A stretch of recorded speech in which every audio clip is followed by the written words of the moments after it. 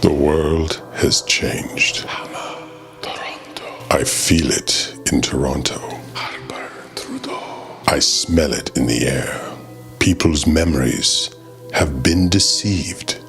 There is a difference in the quality of an onion ring. The truth shall be found between two peculiar foodies, one representing East Toronto and one representing the West. They will name one ring to rule them all. There will be one ring that finds them, one ring that binds them, and in the darkness, they will bite them. Oh, that's so good.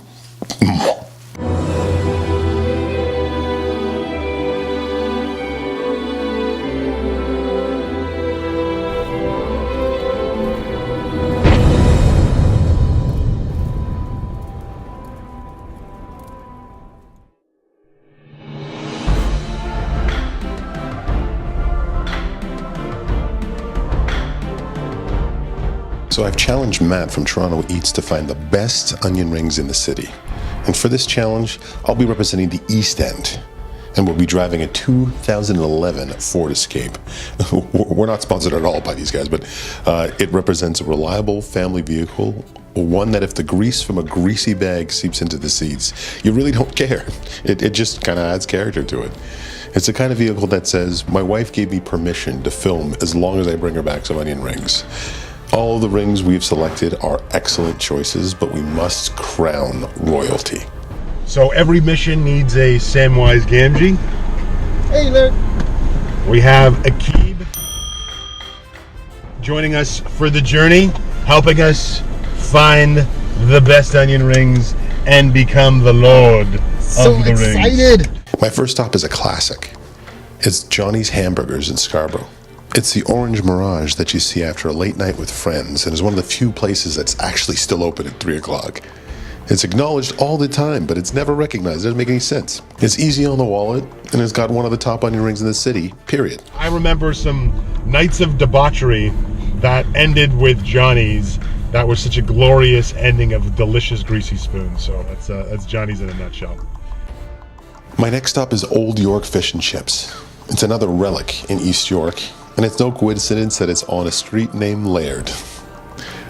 They have one of the best fish and chips in the city and boast enormous onion rings that are a sight to see on their own. They dust them with a similar batter to their fish and chips, and they're a little bit more expensive, but they alone would feed a small village. I would expect no less from a lord.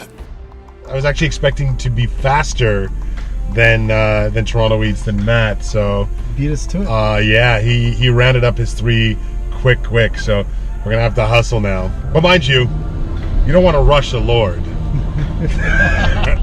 Lords don't need to be rushed. We don't work with haste.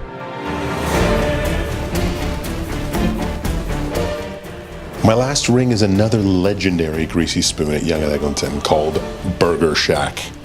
They are house-made, extra crispy, and have a secret homemade method. Essays have been written about this ring, and it's definitely worthy of the throne. Now, Matt selected 3 from the West. Fancy Frank's, we're huge fans of Frank's as well, Frankie's Diner, and an unexpected young gun from the West called Hooky's. This is the Fellowship of the Onion Rings.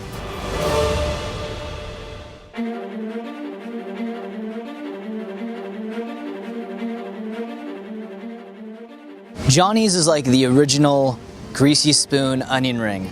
It was nothing to brag about, but for its price point, it'll make you satisfied, and you might even come back for more one night when you've been drinking out in the West End. You wanted to come back to the East, get something nice and greasy in you. Really good consistency, good shape, and they're a classic. They haven't been around for that long unless they were good, so still one of my favorites. Now, Frankie's Diner were more of the traditional, diner style that were a little bit larger. Make sure when you get them hot. They were still a great onion ring, good size of onion that's being used, and yeah, I'd do them again, no question. It wasn't much different than Johnny's in terms of its taste, but The sauce that it came with, it was a nice chipotle sweet barbecue sauce. It had a nice smoky flavor to it, and that really skyrocketed the onion ring from its normal stance that it would have been at. Burger Shack's is my childhood, so already the nostalgia, it oozes nostalgia for me. But what I'd say is it tastes like you took an onion ring, dipped it in funnel cake batter, dipped it in beer batter, and then shoved it into a fryer.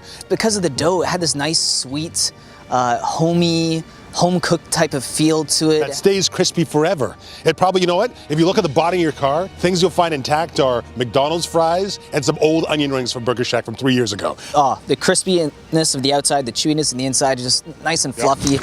I can't even say how good these. You have to go to Burger Shack and try these.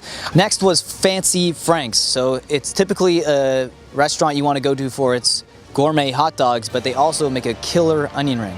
It left the least amount of stains on your fingers when you're eating it, so it felt like it was the most healthy. I don't know how healthy onion rings really are. They're still deep fried. It had a nice panko bread crust. It came with a nice smoky sauce, and it had a nice kick to it. It also had great longevity. So if they get a little bit cold on you, they're still as crunchy as when you first bought them. And then we tried the East's Fish and Chip Shop, Old Yorke. And let me tell you, when you bite into that onion ring, you really do taste that like fish and chips, like old school English type of batter. So if you're gonna go with the Old York ones, make sure that you're sharing them with the group because the size of them alone are filling. It was like eating 3 onion burgers. And then we tried Trinity Bellwood's Fish and Chip Shop, Hooky's, which is right across the street from where we filmed, and it was amazing.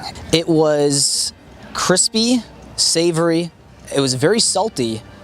They threw the panko that Fancy Frank's has, but then put other spices on top of that bad boy to add a little bit of extra character. So you have the crunch, you have the onion, and then you have this nice finish of saltiness. That was great.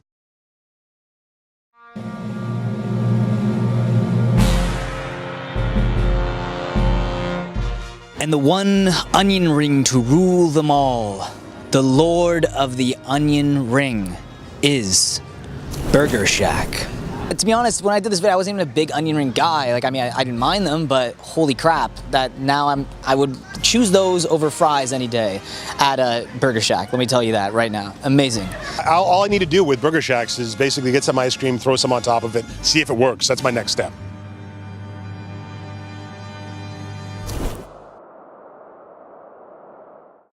That was this episode of What We Dig. If you like us, hit that like button. If you want to see more great food videos, hit that subscribe button. You can also check out us on our website, which is www.whatwedigtoday.com, where you can see a map of Toronto, click on a link, and watch a video directly. We also have a podcast that's on all major podcast platforms, where you get to hear extended interviews with chefs and owners. And you can find me at Toronto Eats on Instagram, Facebook, and YouTube. So if you like me as well, hit that like button. And if you want to see more of my videos, hit subscribe. Otherwise, my name's Laird. And my name's Matt. And we'll see you next time.